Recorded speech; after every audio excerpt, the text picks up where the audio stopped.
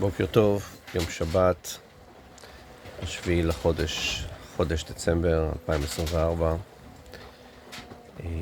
עברנו רבע מהמרחק שבין האיים הקנריים לאיים הקריביים.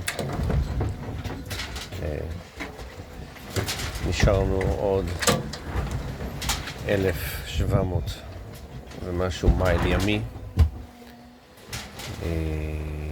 אתמול בלילה בסוף המשמרת שלי שדניאל ההגה אוטומטי הפסיק לעבוד, והבנתי שיותר מאוחר בלילה גם המנוע מתחמם.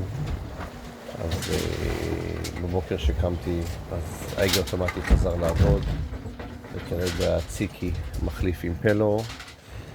מקווים שזה הבעיה של ההתחממות של המנוע. בנוסף גם הרוח נפלה פלאים. אם היינו ברוח של 20-25 קשר, נפלנו לפי דעתי ל-14-15.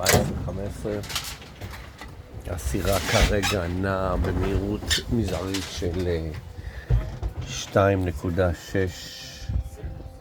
קשר, 2.5, 2.4 אפילו יורד. זה לא טוב לממוצע. אנחנו צריכים להביא ממוצע של 4 פלוס, 4-5 עדיף בשביל להגיע לפני ה-23 בסנט מרטין.